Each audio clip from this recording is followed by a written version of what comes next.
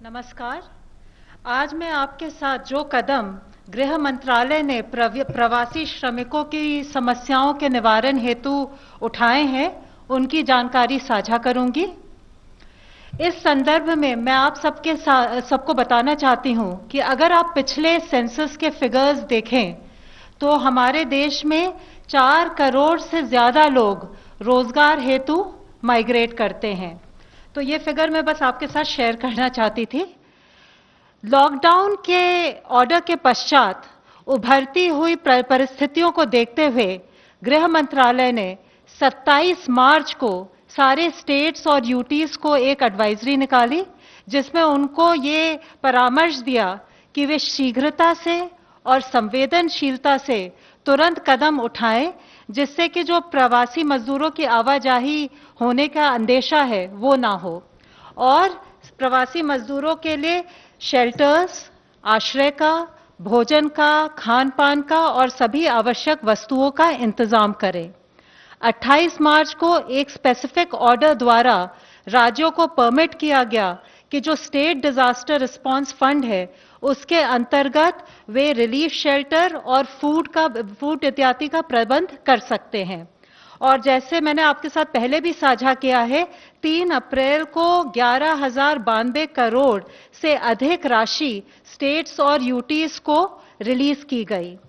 इसके साथ साथ एमएचए ने अपना एक 24/7 कंट्रोल रूम एस्टैब्लिश किया, जिसमें जॉइंट सेक्रेटरी लेवल ऑफिसर्स उसको सुपरवाइज कर रहे थे और उनके साथ बाकी सभी मंत्रालयों के भी अधिकारीगण थे। स्टेट्स और यूटीज को भी एडवाइज किया गया कि वे अपने कंट्रोल रूम्स लगाएं और अपनी हेल्पलाइंस ऑपरेशनल करें और अपने नोडल ऑफिसर्स भी अपॉइंट करें। 28 मार्च को और 30 मार्च को और एक आपदा प्रबंधन अधिनियम 2005 के अंतर्गत 29 मार्च को भी ये ऑर्डर निकाला गया कि सारे states shelter, food packets, food grains, essential items और हेल्थ केयर का प्रबंध करेंगे हमारे प्रवासी श्रमिकों के लिए। उनको ये भी परामर्श दी गई कि जो हेल्पलाइन नंबर्स हैं और रिलीफ कैंप्स के लोकेशंस हैं उसके बारे में जानकारी प्रवासी श्रमिकों के बीच फैलाएं। उनको ये भी कहा गया कि प्रधानमंत्री गरीब कल्याण योजना के अंतर्गत जो पैकेज है और जो रिलीफ मेजर्स वे और केंद्रीय सरकार ले रहे हैं उसके बारे में सबके बीच जागरूकता पैदा करें। जहां जरूरत है वहां परमानेंट कैंप्स के साथ साथ टेंटेड अकोमोडेशन भी लगाएं, जैसे कि हाईवेज पर। उनको ये भी कहा गया कि एक्शन ले, जिससे कि ट्रक्स या बाकी ट्रांसपोर्ट व्हीकल्स से अगर इलीगली गैर कानूनी ढंग से माइग्रेंट वर्कर्स को ट्रैवल कर रहे हैं तो उसके खिलाफ भी एक्शन ले। एक बहुत जरूरी चीज 29 मार्च के ऑर्डर में ये थी कि जो जिलाधिकारी हैं और जो पुलिस अधीक्षक हैं उनको उनकी जिम्मेदारी तय की गई कि वे इन सब आदेशों का अनुपालन सुनिश्चित करेंगे।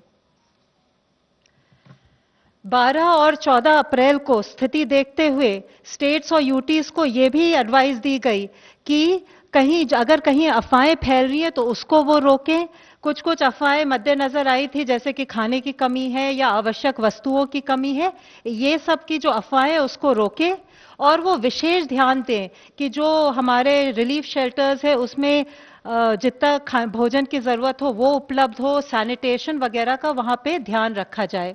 और इस पूरी मुहिम में उनको परामर्श दिया गया कि वो कम्युनिटी लीडर्स का भी सहयोग लें, वॉलंटियर्स का भी सहयोग लें और ट्रेन्ड काउंसलर्स का भी सहयोग लें। स्टेट्स और यूटीज ने मिलकर काफी रिलीफ कैंप्स सेटअप किए, बहुत लोगों को के खाने की व्यवस्था की, बहुत लोगों के आश्रय की भी व्यवस्था की।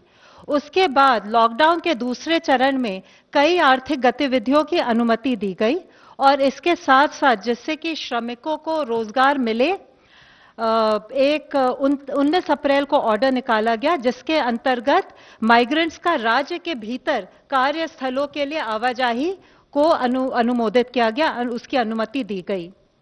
29 अप्रैल को ये देखते हुए कि प्रवासी मजदूरों को अन्य राज्यों में भी जाना है, एक ऑर्डर द्वारा ये अनुमति दी गई कि वे अंतर्राज्यीय आवाजाही कर सकते हैं। 1 मई को इंटरस्टेट मूवमेंट प्रवासी मजदूरों का, प्रवासी श्रमिकों का ट्रेन द्वारा भी परमिशन दी गई और इसके लिए गृह मंत्रालय, रेल मंत्रालय और सभी स्टेट्स एंड यूटीज ने आपस में समन्वय स्थापित किया और हमारी श्रमिक स्पेशल ट्रेन्स चल पड़ी। 19 मई को एक और एसओपी निकाला गृह मंत्रालय ने, जिससे कि ये प्रक्रिया और भी सुगम हो जाए और भी स्पीड अप हो जाए। और आज आपके साथ शेयर करना चाहती हूं कि रेलगाड़ियों की संख्या पर डे 200 से अधिक हो गई है और इसके बारे में अन्य डिटेल्स में चेयरमैन रेलवे बोर्ड अपनी टीम के साथ यहां है, वे शेयर करेंगे। हम एसओपीज तो निकाल ही रहे थे, पर साथ ही साथ स्थिति को देखते हुए स्टेट्स एंड यूटीज को एडवाइजरीज भी जारी कर रहे थे। हमने उनको परामर्श दिया कि अगर माइग्रेंट वर्कर्स वॉकिंग पाए जा रहे हैं तो उनकी काउंसलिंग की जाए, उनको नियरेस्ट शेल्टर होम तक ले जाया जाए, उनके लिए भोजन आश्रय का प्रबंध किया जाए और जहां से वे बसेस बोर्ड कर सकते हैं या श्रमिक स्पेशल ट्रेन ले सकते हैं वहां तक पहुंचाने की व्यवस्था की जाए। हमने स्टेट्स को रिक्वेस्ट किया कि वो प्रोएक्टिवली कोऑर्डिनेट करें और बसें और ट्रेन्स चलाएं और इस पूरे प्रोसेस में हमारे एमएचए के एरिया ऑफिसर्स और रेलवे मंत्रालय के भी ऑफिसर्स सब जुटे हुए थे। हमने जो डिस्ट्रिक्ट एडमिनिस्ट्रेशन है, जो जिला प्रशासन है और जो एनजीओज हैं उनका भी सहयोग लेने को बोला, जिससे कि जो हमारे परेशान श्रमिक हैं उनको गाइड कर सके और जो भी उनके मन में भ्रांति है उसको दूर कर सके। हमने अपने आदेश में ये भी कहा कि जो महिलाएं हैं, जो बच्चे हैं और जो सीनियर सिटीजन हैं उनकी ज़रूरतों पर विशेष ध्यान दिया जाए। और आज सबके सहयोग से 2600 से ज्यादा श्रमिक ट्रेनें चल चुकी हैं। 35 लाख से ज्यादा प्रवासी श्रमिक इन ट्रेनों का उपयोग कर चुके हैं। रेलवेज का हम शुक्रिया अदा करते हैं कि उन्होंने 1 जून से 200 रेगुलर ट्रेन्स भी चलाने का बंदोबस्त किया है और अभी तक 14 लाख से ज्यादा बुकिंग हो चुकी है। इंटरस्टेट बस मूवमेंट द्वारा भी 40 लाख माइग्रेंट वर्कर्स से ज्यादा यात्रा कर चुके हैं और आज एमएचए, रेलवे, स्टेट्स और यूटीज मिल करके इस पूरे प्रोसेस को और भी सुगम बनाने के लिए और भी फैसिलिटेट करने के लिए जुटा हुआ है। धन्यवाद। धन्यवाद। अब मैं रिक्वेस्ट करता हूं चेयरमैन रेलवे बोर्ड से कि रेलवे की तरफ से क्या क्या और सुविधाएं और क्या स्थिति है उसके बारे में जानकारी दें। नमस्कार। मैं आपको जो इंडियन रेलवेज ने इनिशिएटिव्स लिए हैं ड्यूरिंग कोविड-19 उसके बारे में एक प्रस्तुति करूंगा। सबसे पहले जो श्रमिक स्पेशल ट्रेन के बारे में, जैसे पुण्या ने बताया कि 1 मई को भारत सरकार ने लॉकडाउन के दौरान ही ये निर्णय लिया कि जो हमारे श्रमिक भाई बहन हैं उनको हम रेलों के द्वारा उनके गंतव्य स्थान तक पहुंचाएं और इसके लिए राज्य सरकारों से समन्वय स्थापित करके रेलवे ने अपने नोडल ऑफिसर से अपॉइंट किए, राज्य सरकारों ने अपने नोडल ऑफिसर से अपॉइंट किए और एक जो एलॉबरेट सोशल डिस्टेंसिंग का प्रोटोकॉल है, हाइजीन का प्रोटोकॉल है और स्क्रीनिंग का प्रोटोकॉल है, जिससे कि वो केवल एसिम्प्टोमेटिक लोग ही ट्रेवल करें और जो भी ट्रेवल करें वो फेस मास्क लगा के ट्रेवल करें। ये सब सारा प्रोटोकॉल फॉलो करते हुए हमने 1 मई 2020 जो कि श्रमिक दिवस भी होता है उस दिन श्रमिक स्पेशल ट्रेन स्टार्ट की थी और भारतीय रेल ने ये भी इंतजाम किया कि भारतीय रेल के किसी भी स्टेशन से अगर जरूरत पड़ेगी तो हम वो ट्रेन चलाने का हमने इंतजाम किया और माननीय प्रधानमंत्री जी के निर्देश पे सारे जो जिला अधिकारी थे उनको इंस्ट्रक्शंस दिए गए कि जहां भी उनको जरूरत पड़ती है, जो भी रिक्वायरमेंट आती है, वो अगर वो रेलवे को बताएं तो रेलवे जहां भी हमारा रेलवे स्टेशन है वहां से ट्रेन चलाने के लिए तैयार है। तो एक तरह से एक राज्य सरकारों के साथ मिलके एक सहमति के साथ एक सिस्टम बनाया गया और इस सिस्टम के तहत श्रमिक स्पेशल ट्रेन चलाई गई। आप ये पिक्चर में देख सकते हैं कि जो सोशल डिस्टेंसिंग का प्रोटोकॉल है वो पूरी तरह से मेंटेन किया गया हर स्टेशन पे। ये आंकड़ा जो है हमने जो 1 मई को ट्रेन चलाया था उस दिन केवल 4 ट्रेनें चली थी, 4000 यात्री चले थे और 20 मई को हमने सबसे ज्यादा ट्रेन चलाया 279 और करीब 4 लाख पैसेंजर 20 मई को ट्रेवल किए और अगर पिछले 4 दिन का अगर आप एवरेज आंकड़ा देखें तो करीब 260 यात्री ट्रेनें चलाई गई हैं एवरेज पिछले 4 दिनों में और करीब 3.5 लाख एवरेज यात्रियों ने 4 दिनों में ट्रेवल किया है और आज तक करीब 26 लाख से ज़्यादा यात्री ट्रेवल कर चुके हैं। और ये जो 26 लाख यात्री ट्रेवल किए हैं, ये सूचीबद्ध तरीके से एक स्टेट से दूसरे स्टेट में गए हैं। इसके अलावा हमने जितने भी राज्य सरकारें हैं उनसे ये अनुरोध किया था कि अगर राज्य सरकार के अंदर सीमा में उनके किसी बॉर्डर डिस्ट्रिक्ट से अगर किसी श्रमिक को ट्रेवल करना है और वो हमें अगर रिक्वायरमेंट अपनी देंगे तो हम कम से कम समय में ट्रेन उपलब्ध कराएंगे। सो राज्यों के अंदर भी हमने ट्रेनें चलाई और उसमें करीब 10 लाख यात्रियों ने और ट्रेवल किया। तो इस तरह से ये जो आंकड़ा हमारा है 36 लाख और 35 लाख और 10 लाख, करीब 45 लाख का आंकड़ा बनता है जो अभी तक ट्रेवल कर चुके हैं। ये आप देख सकते हैं इस ग्राफ में कि आंकड़ा धीरे धीरे बढ़ता जा रहा है। इसमें ये जो श्रमिक स्पेशल ट्रेन के डेस्टिनेशंस हैं, अगर आप ये आंकड़ा देखेंगे तो इसमें यूपी और बिहार, यहाँ के जो माइग्रेंट लेबर हैं वो करीब 80% यात्रा उन्होंने इस 2 स्टेट से किया है। और बाकी जो दूसरे स्टेट हैं वो भी इसमें दिख रहा है, मध्य प्रदेश, झारखंड और कुछ और भी स्टेट हैं। सो ज़्यादा से ज़्यादा जो इसमें दिख रहा है आपको यूपी और बिहार में गए हैं और 80% ट्रेन जो है यूपी और बिहार में गई हैं। और इस वजह से कुछ जो यूपी बिहार के नेटवर्क हैं उसमें कुछ कंजेशन भी आ रहा था, लेकिन हमने एक तरह से पूरा 24 घंटे इसको मॉनिटर करके और कुछ टर्मिनल्स पे चूंकि ये एक प्रोटोकॉल फॉलो करना होता है स्क्रीनिंग का, हेल्थ प्रोटोकॉल का, उस टर्मिनल में यात्रियों को उतारने में भी थोड़ी सी समय लग रहा था। उन सबको दुरुस्त करते हुए जो एक थोड़ा सा कंजेशन आया था उसको भी ठीक करके ये सुचारू रूप से ये श्रमिक स्पेशल गाड़ियां चल रही हैं। ये मैं बताना चाहूँगा आपको कि राज्य सरकारों के साथ समन्वय करके और जो उनके पास इस समय एक रिक्वायरमेंट है उसको भारतीय रेल और राज्य सरकारें एक साथ मिलके एक नेक्स्ट 10 दिनों के लिए, अगले 10 दिनों के लिए एक शेड्यूल बनाया है। आप देख सकते हैं इस कॉलम में हमने डेस्टिनेशन स्टेट का एक लिस्ट दिया है, एक ओरिजिनेटिंग स्टेट का लिस्ट दिया है। सो ओरिजिनेटिंग डेस्टिनेशन का एक मैट्रिक्स बना के अगले 10 दिनों में जो हमने ट्रेनें शेड्यूल करी हैं वो करीब 2600 ट्रेनें शेड्यूल करी हैं।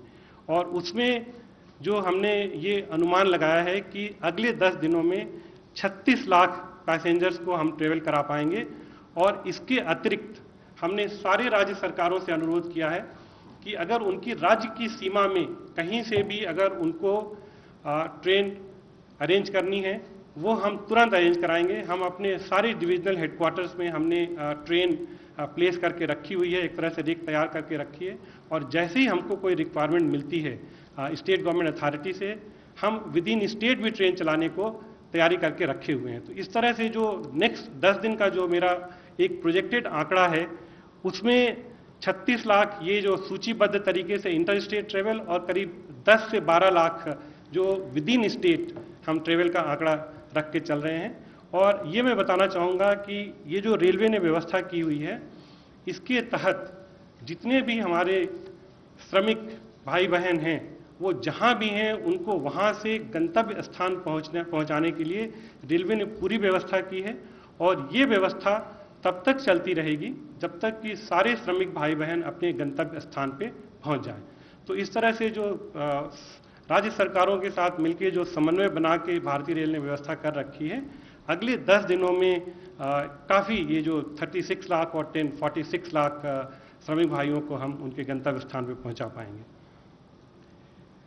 हमने 12 मई को कुछ स्पेशल पैसेंजर ट्रेन चलाई थी, 30 ट्रेन चलाई थी।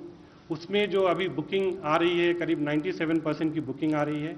और इसमें भी आप देख सकते हैं कि सारे सोशल डिस्टेंसिंग के जो प्रोटोकॉल हैं और जो स्क्रीनिंग के प्रोटोकॉल हैं, जो नीचे वाला ये पिक्चर है उसमें हमने एक ऑटोमेटिक स्क्रीनिंग का अरेंजमेंट लगाया है जिससे कि थर्मल कैमरे से वो पता चल जाता है अगर किसी भी यात्री का टेम्परेचर ज़्यादा है तो वो अपने आप फ़ोटो के साथ इंगित कर देता है। तो इस तरह से सारे स्टेशनों पे हमने ये अरेंजमेंट कर रखे हैं। और जिस तरह से एक नॉर्मलसी की तरह बात चल रही है, इकोनॉमिक एक्टिविटी को रिस्टोर करने की ज़रूरत है और उसकी तरफ हमने 1 जून से 200 और ट्रेनों को चलाने का निर्णय किया है, और जिसके लिए कि हमने बुकिंग ऑलरेडी शुरू कर दी है। शुरू में हमने बुकिंग शुरू करी थी केवल ऑनलाइन, फिर धीरे धीरे जैसे कि ज़रूरत महसूस हुई, ऐसा हम लोगों को पता चला कि जो दूसरे श्रमिक भाई हैं या और लोग हैं कुछ ऑनलाइन बुकिंग नहीं कर पा रहे हैं, सो हमने सारे विंडोज़ खोलने का निर्णय लिया है। जितने भी बुकिंग काउंटर के विंडो हैं उनको खोला गया है। 1000 विंडो ऑलरेडी खुल चुके हैं, और सारे जोनल रेलवेज को इंस्ट्रक्शन दिया गया है कि रिक्वायरमेंट के हिसाब से और ज़्यादा विंडो खोलें। उसके बाद से हमने जो रेलवे एजेंट हैं, पोस्ट ऑफिसेज हैं, कॉमन सर्विस सेंटर हैं, उन सबको ये अनुमति दे दी है कि वो करें। और हमने ये भी अनुमति दे दी है कि जो हमारे रेलवे के 6000 से ज़्यादा स्टेशन हैं, वहाँ पे सब जगह जो रेलवे के स्टॉल्स हैं उसको भी खोल दिया जाए, ताकि जो यात्री जर्नी करेंगे उनको दिक्कत होगी। ये एक एडवाइजरी ट्रेन पैसेंजर्स के लिए हमने दी है। इसको जगह जगह कोचेज पे डिस्प्ले किया, स्टेशन पे डिस्प्ले किया। हम उनको ये लीफलेट भी दे रहे हैं ताकि ये लोग अपना इस एडवाइजरी को फॉलो कर पाएँ। एक हमने ये कोविड केयर सेंटर के लिए कुछ कोचेज कन्वर्ट किए थे। 5000 कोचेज हमने तैयार किए हैं, जिसमें करीब 80,000 बेड हमारे पास अवेलेबल हैं। और ये जो कोविड केयर सेंटर के कोचेज हैं, इनको हमें जहाँ भी स्टेट गवर्नमेंट को ज़रूरत पड़ेगी वहाँ पे यूज करना है।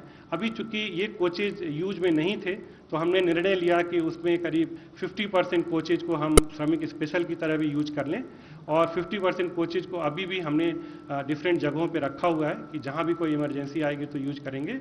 और ये कोविड कोच सेंटर, ये भी जो श्रमिक स्पेशल में यूज हो रहे हैं, एक बार ये भी ज़रूरत पड़ेगी तो इसको वापस ला के इसको कोविड केयर सेंटर की तरह यूज किया जा सकता है। ये हमने करीब 5000 बेड्स, 17 हॉस्पिटल्स हमने पूरा कोविड हॉस्पिटल डिक्लेयर किया है जो रेलवे के हॉस्पिटल हैं। उसमें मुंबई का जगजीवन राम हॉस्पिटल है, कलकत्ता में एक इंडिपेंडेंट हॉस्पिटल है, लखनऊ में एक इंडिपेंडेंट हॉस्पिटल है। तो इस तरह से करीब 17 हॉस्पिटल रेलवे के हमने independent Covid care hospital declare किया है, और 33 हॉस्पिटल जिसमें हम ब्लॉक्स को आइसोलेट कर सकते थे, उसको एक कोविड केयर ब्लॉक की तरह कन्वर्ट किया है। ये हमारा रेलवे का प्रयास है कि जो स्टेट गवर्नमेंट के जो भी एफर्ट्स चल रहे हैं कोविड केयर के लिए, उसमें हम अपना योगदान दे पाएँ। ये क्वारंटाइन फैसिलिटी करीब 10,500 बेड्स हमने अपने डिफरेंट जो हमारे इंस्टीट्यूट्स हैं, ट्रेनिंग सेंटर्स हैं, जहाँ भी हम उसको स्पेयर कर सकते थे, ये भी एक हमारा एफर्ट है रेलवे का कि हम इसके लिए जो राज्य सरकारों के एफर्ट्स है उसमें हम इसको सप्लीमेंट कर पाएँ। एसेंशियल कमोडिटीज 24 घंटे हम लोग इस पे मूवमेंट पे काम कर रहे हैं। जितने भी एसेंशियल कमोडिटीज हैं, चाहे फूड ग्रेन है, सॉल्ट है, ऑयल है, इस सबको मूवमेंट में हमने 24 घंटे काम किया। कोल, फर्टिलाइजर, जो कि पावर प्लांट्स के लिए कोल की ज़रूरत थी, उसको मूव किया। फूड ग्रेन मैं आपको बताना चाहूँगा कि जो हम नॉर्मल फूड ग्रेन मूव करते थे, जैसे कि अगर हमने पिछले साल इसी पीरियड में जो मूव किया था, उससे करीब करीब दुगना फूड ग्रेन हमने इस समय मूव किया। उसके बाद से हमने एक ये नई पार्सल सर्विस शुरू करी, और इसका मकसद यही था कि जो हमारे एसेंशियल कमोडिटीज हैं, मेडिसिन हैं, मेडिकल इक्विपमेंट हैं, फ्रूट्स हैं, वेजिटेबल, मिल्क, इन सबको हम एक टाइम टेबल पार्सल ट्रेन की तरह मूव कर पाएँ। तो ये एक रेलवे ने पहल की, और ये कोशिश करी कि हम जो भी एसेंशियल कमोडिटीज हैं उसको वहाँ पहुँचा पाएँ। हमने जो कोविड के लिए जो जिन चीज़ों की ज़रूरत थी, पीपी की शुरू में देश में बहुत दिक्कत थी, तो भारतीय रेल ने एक ये पहल की, और हमने अपने वर्कशॉप में खुद पीपी तैयार करना शुरू किया। 1,20,000 पीपी हम बना चुके हैं, करीब 4,000 डेली हम बना पा रहे हैं।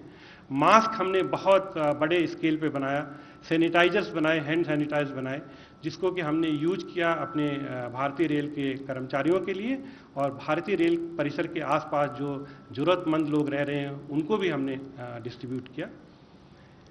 जो भारतीय रेल परिसर के आसपास और भारतीय रेलवे स्टेशन के आसपास काफ़ी लोग ऐसे हैं जिनको खाने की ज़रूरत थी, वो हमने पिछले 1 महीने में एक तरह से फ्री मील की व्यवस्था करी, और 4.7 मिलियन फ्री मील्स अभी तक हमने दी। तो ये एक भारतीय रेल का प्रयास था कि कोविड केयर के लिए उसमें अपना भारतीय रेल योगदान दे। और अंत में मैं फिर से आपको बताना चाहूँगा कि जो प्रवासी श्रमिक के लिए जो हम ट्रेन चला रहे हैं वो राज्य सरकारों से समन्वय करके और जो उनकी रिक्वायरमेंट आ रही है उसके हिसाब से हम ट्रेनों को शेड्यूल कर रहे हैं।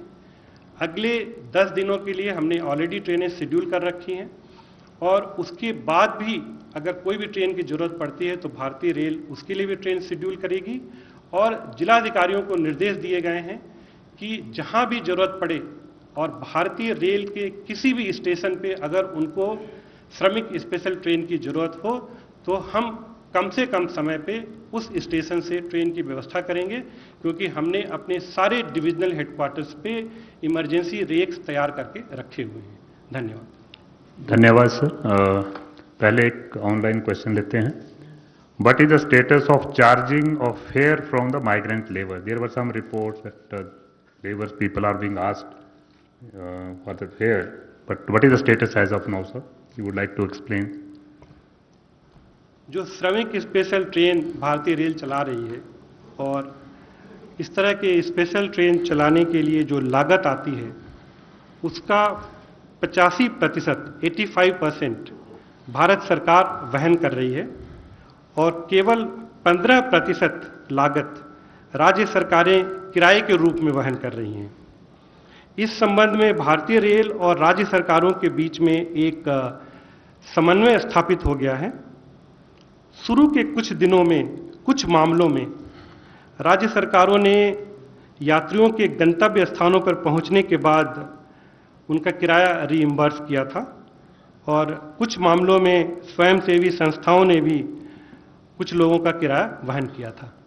56 अमित माइक यूज करिए, अमित माइक यूज करिए। पालघर में और कुछ जगहों पे और जैसे अभी रोहिणी में भी देखा गया रजिस्ट्रेशन के नाम पर श्रमिक ट्रेन के लिए भीड़ हो गई, तो क्या लोकल एडमिनिस्ट्रेशन और रेलवे के बीच में कोऑर्डिनेशन में दिक्कत है कि कुछ जगह इस तरह से देखा जा रहा है कि ट्रेन कहीं की जाती है, लोग रजिस्ट्रेशन के लिए कहीं की जा रहे हैं, तो कम्युनिकेशन गैप की वजह से लोग परेशान हो रहे हैं, श्रमिक परेशान हो रहे हैं?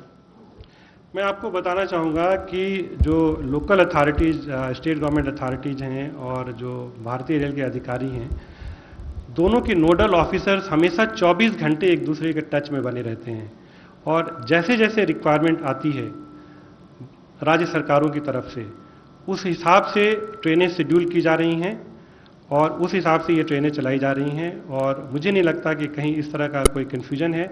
और एक तरह से देखा जाए तो आगे के एक हफ्ते का जो ट्रेन शेड्यूल है वो वर्कआउट करके रखते हैं और उस हिसाब से यात्री आके ट्रेन में बैठ के जा रहे हैं और जो हमने स्टेशन पे देखा है कि काफ़ी अच्छे तरीके से एक ऑर्गेनाइज तरीके से पैसेंजर्स आ रहे हैं और वो ट्रेनों में बैठ के जा रहे हैं। 116 सर, निशांत ANI से। सर, सोशल डिस्टेंसिंग को लेकर के काफ़ी कुछ कहा जा रहा है, रेलवे ने काफ़ी कुछ व्यवस्था भी की है, लेकिन अब जैसे जैसे ऑपरेशन शुरू हो रहा है RAC को आपने अलाउ कर दिया, तो इसमें फिर सोशल डिस्टेंसिंग कैसे मैनेज हो पाएगा जब RAC में लोग जाएंगे? और दूसरा कि कब तक पूरा ऑपरेशन रेलवे का शुरू हो सकता है? सर, इसी में थोड़ा मैं सप्लीमेंट कर दूँ। ऑनलाइन सिमिलर क्वेश्चन है। Presently we are going to use 200 regular train from 1 June, but is the plan to introduce more regular train for the social distancing purpose? Social distancing के बारे में मैं आप लोगों को कहना चाहूँगा कि हमने अनरिजर्व्ड जर्नी बिल्कुल बंद कर दी है। जो लोग भी जाएंगे वो रिजर्व्ड एकोमोडेशन में जाएंगे और जिस ट्रेन में जितनी बर्थ होगी उतने ही लोग जाएंगे, कोई भी अनरिजर्व्ड सीट नहीं होगी, ये आपने देखा होगा। और सोशल डिस्टेंसिंग जहाँ तक RAC का सवाल है, रिजर्वेशन अगेंस्ट कैंसिलेशन का सवाल है, इसमें हमने एन रूट टिकट बिल्कुल मना किया हुआ है। वो इसलिए मना किया है कि जो भी यात्री आएंगे वो स्टेशन पे एक हाइजीन प्रोटोकॉल को फॉलो करते हुए आएंगे और हमने एन रूट किसी को भी परमिट नहीं किया है और इसलिए पूरी संभावना इसमें रहती है कि जो RAC में जो सीट दी जाती हैं वो उनका कंफर्म हो जाएगा। Number 9 This is an unprecedented time and goods loadings are also down and passenger service is also not fully operational. Can we estimate a rough estimate how much loss we are making or what is the estimated loss till now? मैं आपको बताना चाहूँगा कि इस समय passenger services बंद थी, अभी हमने शुरू किया है और जो फ्रेट मूवमेंट है वो भी जो इस समय कठिन परिस्थिति चल रही है। और जैसा कि हमने कहा कि essential commodities specially food grain हमारा डबल हो गया है, कोल, फर्टिलाइजर, जो भी ज़रूरत की चीज़ें हैं वो चल रही हैं। बट मैं ये आपको बताना चाहूँगा कि इस दौरान अगर हम कंपेयर करें पिछले साल से, तो जो हमारा फ्रेट ऑपरेशन है, फ्रेट की लोडिंग है, वो करीब 70% है। और पैसेंजर की लोडिंग पैसेंजर की अर्निंग पिछले महीनों में नहीं हुई है, अब धीरे धीरे पिकअप हो रही है। सो एक ये कठिन स्थिति है सबके लिए, पूरे विश्व के लिए कठिन स्थिति है। और हम पूरी कोशिश कर रहे हैं कि आने वाले दिनों में धीरे धीरे जो अपने पैसेंजर सर्विसेज हैं उसको रिस्टोर करें, धीरे धीरे हम नॉर्मलसी की तरफ जाएं। और मैं आपको बताना चाहूँगा कि हमने ये जो 200 ट्रेनें अनाउंस की हैं, वो एक हमने पैटर्न देख के पूरा एनालाइज करके अनाउंस की, जहाँ पे हमको लगा कि ज़्यादा यात्री जर्नी करना चाहेंगे। और उसमें मैं एक चीज़ और आपको बताना चाहूँगा कि जो इन ट्रेनों में रिजर्वेशंस हो रही हैं उसको हम कंटिन्यूसली मॉनिटर कर रहे हैं। जैसे मैं आपको बताऊं कि अभी हम जब बात कर रहे हैं इस समय, तो करीब 17 लाख पैसेंजर अपने टिकट बुक कर चुके हैं। और ओवरऑल जो हमारी ट्रेनों में बर्थ की क्षमता है उसमें से केवल 30% बर्थ बुक हुए हैं, लेकिन उसमें से कुछ ट्रेनें ऐसी हैं जिसमें 100% या 90 से ऊपर बुकिंग हो गई है। सो हम उसका पूरा आकलन कर रहे हैं, पूरा डेली बेसिस पे, कंटिन्यूअस बेसिस पे, और जहां भी हमको लगेगा वहां पे हम और धीरे धीरे ट्रेन इंट्रोड्यूस करेंगे। Sir, no, I think this time, please just, you see, loss is not that important. More important is the facility and the people reaching their destinations. So those details will come in due course. We will get those details also. Because this is a continuous process actually, so let's wait for some time. Sir, you just gave the information about next 10 days also we have a schedule about Shramik special trains. But the question here is that how long trains will continue for the migrant laborers? जो प्रवासी श्रमिक भाई और बहन हैं उनको मैं ये पूरा भरोसा दिलाना चाहता हूँ कि भारतीय रेल कम से कम समय में उनको गंतव्य स्थान तक पहुँचाएगी। और जैसे मैंने कहा कि आज तक हमने 35 लाख जो सूचीबद्ध हमारे यात्री थे जिन्होंने इंटर स्टेट ट्रेवल किया, एक स्टेट से दूसरे स्टेट में गए, और विद इन स्टेट भी करीब 10 लाख यात्री ट्रेवल कर चुके हैं। और आने वाले दिनों में हमने 10 दिन के लिए एक रिक्वायरमेंट वर्कआउट कर रखी है, जैसा मैंने बताया 2600 ट्रेनों का करीब 36 लाख यात्रियों का एक आंकड़ा हमने वर्कआउट किया हुआ है, जो डिफरेंट स्टेट गवर्नमेंट से हमको रिक्वायरमेंट मिली है। लेकिन मैं ये बताना चाहूँगा सबको आपके माध्यम से कि ये जो श्रमिक स्पेशल ट्रेन है ये तब तक जारी रहेगी जब तक इसकी रिक्वायरमेंट है, जब तक इसकी जरूरत है। 59.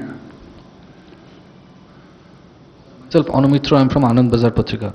Sir, yesterday the Chief Secretary of West Bengal has written a letter to you, stated that the post-cyclone period, they are not able to receive any train till 26 May. What is your take on that? क्योंकि पिछले काफी दिनों से allegation चल रहा है दोनों state और स्टेट। ये देखिए, साइक्लोन एक आई, एक ये नेचुरल कैलामिटी है, एक ये आपदा है। और चीफ सेक्रेटरी वेस्ट बंगाल ने मुझे पत्र लिखा है कि साइक्लोन की वजह से कुछ रिस्टोरेशन वर्क चल रहा है और बहुत जल्दी ही वो हमको बताएंगे कि कब से वो वेस्ट बंगाल के लिए ट्रेनें लेना चाहेंगे। हमारी पूरी तैयारी है और जब भी वेस्ट बंगाल गवर्नमेंट अपनी क्लियरेंस देगी हम तुरंत वेस्ट बंगाल ट्रेन भेजेंगे। 63. सर, मैं मनीष हूँ TV9 भारतवर्ष से। मेरा सवाल यह है कि क्या आप लोगों का अपना एक असेसमेंट है कि कितने दिन में जितने भी प्रवासी मजदूर हैं वो अपने घर तक जा पाएंगे? क्योंकि आपने बताया कि 35 लाख जा चुके हैं, नेक्स्ट 10 डेज में 35 लाख और लक्ष्य है आपका, लेकिन मैम बता रही थी MHA की तरफ से कि करीब 4 करोड़ प्रवासी लोग तो पिछली जनगणना के मुताबिक ही दूसरी जगह रहते हैं। तो मोटे तौर पर अगर आधे भी लोग ट्रेन से सफर करना चाहें तो करीब 2 करोड़ लोग होते हैं। कितने दिन में इनको आप उनके डेस्टिनेशन तक पहुंचाने का आपका लक्ष्य है? और सर, एक सवाल चूंकि क्लैरिफिकेशन था कि वेटिंग टिकट को लेकर बहुत ज़्यादा चर्चा चल रही है। आपके यहाँ एक वेटिंग टिकट की लिमिट है कि इतनी ही वेटिंग टिकट दी जाएगी, लेकिन देखने में आ रहा है कि उससे कई गुना ज़्यादा वेटिंग टिकट दी जा रही है, जिसको लेकर काफ़ी मतलब सवाल भी उठ रहे हैं कि क्या इस क्राइसिस में भी वेटिंग टिकट के बहाने रेलवे कमाई करने के लिए सोच रही है? बिल्कुल रेलवे कमाई करने की नहीं सोच रही है वेटिंग लिस्ट के बहाने। हमारा पूरा प्रयास है। वेटिंग लिस्ट हमने इसलिए दिया कि जब हमने शुरू में कुछ एक्सपीरियंस किया कि जिसमें ट्रेनें रिजर्व किया लोगों ने और चलने के कुछ देर पहले रिजर्वेशन कैंसिल हो गया था, तो ये हमने सोचा कि अगर ये वेटिंग लिस्ट रहेगी तो जो यात्री जाना चाहते हैं उनको ये सीट मिल जाएगी। तो बिल्कुल हमने यात्रियों की सुविधा को ध्यान में रखते हुए ये वेटिंग लिस्ट की बात की है। जहाँ तक आपका सवाल प्रवासी श्रमिक भाइयों के लिए है, सो वो मैंने आपको बताया कि अगले 10 साल में अगले 10 दिनों में जो हमें रिक्वायरमेंट वर्कआउट की है स्टेट गवर्नमेंट के साथ, जो इस समय सिस्टम है कि स्टेट गवर्नमेंट अथॉरिटीज वो रिक्वेस्ट रजिस्टर कर रही हैं और जो भी उनके पास रिक्वेस्ट रजिस्टर्ड है वो उसके हिसाब से हमने ट्रेनें प्लान कर रखी हैं और प्रतिदिन उनके यहाँ नए नए रजिस्ट्रेशंस आ रहे हैं और एक ये कंटिन्यूअस प्रोसेस है। और हम लोग डेली बेसिस पे भारतीय रेल सभी राज्य सरकारों के साथ समन्वय कर रही है और जैसे जैसे रिक्वायरमेंट्स आती जाएगी भारतीय रेल ट्रेनों की व्यवस्था करेगी। और जैसा कि मैंने आपको कहा, फिर से दोहराना चाहूँगा कि जब तक जरूरत रहेगी श्रमिक भाइयों की गंतव्य स्थान पर पहुंचाने के लिए, तब तक भारतीय रेल राज्य सरकारों के साथ समन्वय स्थापित करके और कम से कम समय में उनको गंतव्य स्थान तक पहुंचाएगी। नंबर 11। सर, मेरा सवाल है कि आपने जो श्रमिक स्पेशल की जो डिटेल दिया, ज़्यादातर ट्रेन गुजरात से निकली है और ज़्यादा ट्रेन यूपी और बिहार में गया है। अगर हम देखें पिछले कुछ दिन में बिहार में कोविड की संख्या सबसे ज़्यादा घटा है। वही शायद एक सबसे बड़ा फियर था कि जितने बाहर जाएंगे ये माइग्रेंट, जिनका बढ़ने का चांस ज़्यादा है, वो स्टेट अच्छा परफॉर्म करेगा और जहाँ जाएंगे वहाँ खराब हाल होगा। आपको क्या लगता है कि श्रमिक स्पेशल का इसमें कितना बड़ा रोल है? और छोटी सी और एक सवाल है सर, अभी रेलवे में IRMS नहीं लगा है, इसके बावजूद भी रेलवे बहुत अच्छा परफॉर्म कर रहा है। क्या आपको लगता है अगर इंटीग्रेशन हो जाता, IRMS आ जाता, क्या आप लोग और अच्छा काम कर सकते थे? पहला आपका जो प्रश्न है, पहले उसके बारे में बताता हूँ। एक ये पूरा प्रोटोकॉल बना हुआ है जिसको कि मिनिस्ट्री ऑफ होम अफेयर्स ने भी इशू किया है, ministry of health and family welfare से भी कंसल्ट किया गया है। और एक ये पूरा प्रोटोकॉल है जिसमें कि यात्रा शुरू करने से पहले उनकी जांच होती है और जो लोग एसिम्प्टोमेटिक हैं वही लोग ट्रेवल करते हैं। उनको फेस मास्क लगा के जाना है और जब वो अपने गंतव्य स्थान पे पहुंच रहे हैं तो लोकल कंडीशंस के हिसाब से जो प्रदेश की सरकारें हैं वो अपना उन्होंने एक प्रोटोकॉल बनाया हुआ है, वो उनकी जांच कर रहे हैं, जहाँ पे ज़रूरत हो रही है उनको क्वारंटाइन फैसिलिटी में भेज रहे हैं। तो एक ये जो पूरा प्रोसेस बनाया हुआ है, मैं समझता हूँ कि इस प्रोसेस की वजह से ये जो जर्नी हो रही है इसमें कोई ज़्यादा दिक्कत नहीं है। दूसरा आपने पूछा सर्विस के बारे में, वो इस समय एक बड़ी कठिन परिस्थिति चल रही है। भारतीय रेल हमेशा से जब भी कोई तकलीफ आती है, जब भी कोई समस्या आती है तो और भी अच्छा परफॉर्म करती है। ये हमेशा भारतीय रेल के जो हमारे कर्मचारी हैं उनको मैं बधाई देना चाहूँगा।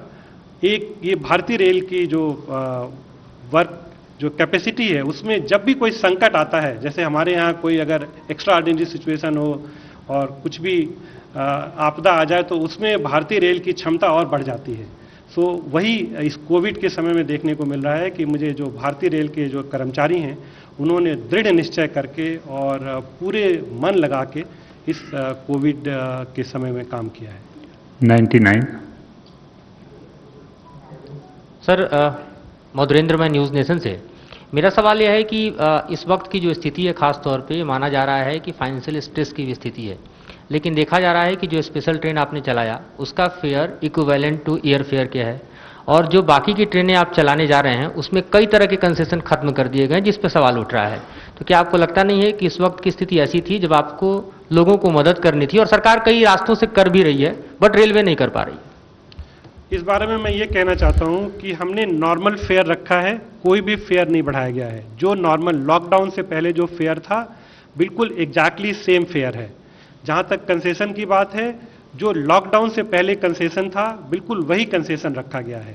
लॉकडाउन से पहले कुछ कंसेशन इसलिए ख़त्म किए गए थे, स्पेशली सीनियर सिटीजन के। हम ये चाहते हैं कि जो एसेंशियल ट्रेवल हो वही लोग करें। एक ये संकट की घड़ी है, इस संकट की घड़ी में लॉकडाउन से पहले जो निर्णय लिया गया था बस उसी को कंटिन्यू किया है, कोई भी नया निर्णय नहीं लिया है। 29. सर मेरा सवाल आपसे सीधा है, आप लोगों ने बहुत अच्छा काम किया, लेकिन सर ऐसा लगता है कि सारा की सारा जो काम है कोऑर्डिनेशन पे डिपेंड है, क्योंकि राज्यों के साथ आपका जो कोऑर्डिनेशन है, लोकल अथॉरिटी के साथ जो कोऑर्डिनेशन है, कहीं ना कहीं उसमें कोई ना कोई गड़बड़ जरूर हुई है। अदरवाइज लाखों लोग सड़कों पर इतने लंबे लंबे रास्तों पर पैदल नहीं चल के नहीं जाते, कहीं ना कहीं कोई ना कोई कमी जरूर है। ऐसे कौन से राज्य हैं सर जिन्होंने कि आप लोगों को ट्रेनें चलाने की अनुमति नहीं दी? जैसे कि रेल मंत्री जी ने भी बताया था, पश्चिम बंगाल का नाम लिया था, ऐसे कौन कौन से राज्य हैं सर जिन्होंने आपको ट्रेनों चलाने की अनुमति नहीं दी? देखिए, ये 1 मई से श्रमिक स्पेशल शुरू हुआ था और सारे राज्य सरकारों के साथ सहमति बना के चल रहे हैं। और जैसा कि आपने आंकड़ों में देखा कि यूपी और बिहार इसमें सबसे ज़्यादा ट्रेनें गई हैं, और अगर हम जो आंकड़ों के हिसाब से देखें तो यूपी, बिहार, मध्य प्रदेश, झारखंड 4 स्टेट में सबसे ज़्यादा ट्रेनें गई हैं, और उसके बाद से जो है बाकी जो स्टेट उसमें हैं। जहाँ तक वेस्ट बंगाल का सवाल है, वेस्ट बंगाल में कम ट्रेनें गई हैं, ये सही बात है, और इस समय ये साइक्लोन आ गया जिसकी वजह से ट्रेनों को रोकना पड़ा। उन्होंने 105 ट्रेनों की अनुमति हमको दी हुई है, लेकिन जो उन्होंने अनुमति दी थी उसमें एक समय सीमा निर्धारित करके दी हुई है, और 15 जून तक वो 1-1, 2-2 ट्रेन करके उन्होंने समय सीमा दी है। मुझे पूरी उम्मीद है कि ये साइक्लोन का जो आफ्टर इफेक्ट है उसको एक बार ये ठीक हो जाएगा तो वेस्ट बंगाल गवर्नमेंट हमको ट्रेन लाने की अनुमति देगी और हम वहाँ पे ट्रेन ले जा पाएंगे। Last question 36. सर मैं ललित हूँ टोटल टीवी से। मैं आपसे एक सवाल ये पूछना चाह रहा था सर कि आप लोग प्रवासी मजदूरों को लगातार ले जाने का काम कर रहे हैं। कई लोगों ने जिस दिन से बुकिंग खुली थी उसके बाद से IRCTC पर लॉगिन तो कर लिया, लेकिन जो आपकी कल से टिकट विंडो खुली है जहां पर अब बहुत ही ग्राउंडेड लेवल का आदमी पहुंच रहा है, मैं पिछले कई दिनों से उस विंडो पर जा रहा हूँ, तो 2 दिन से लगातार जा रहा हूँ। उसका ये कहना है कि एक तो वो पहले से ही टिकट की मांग कर रहा था और अब रेलवे ने चलाई भी तो अब उसको 1 महीने बाद का टिकट मिल रहा है, यानी उसकी समस्या तो रेलवे ने 1 महीना और बढ़ा दी है। तो उसके लिए आप लोग कुछ सोच रहे हैं?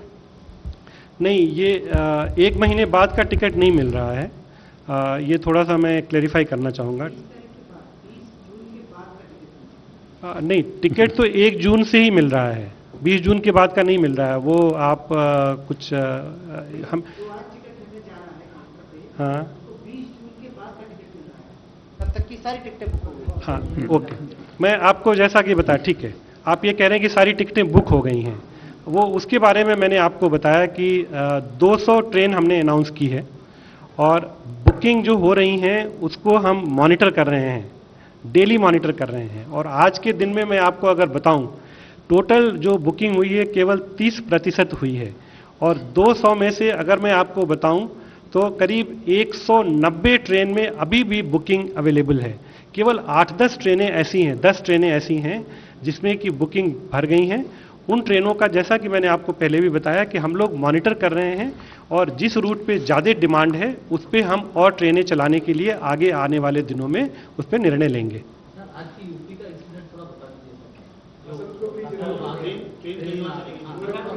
I think one at a time. Please, just all will speak together.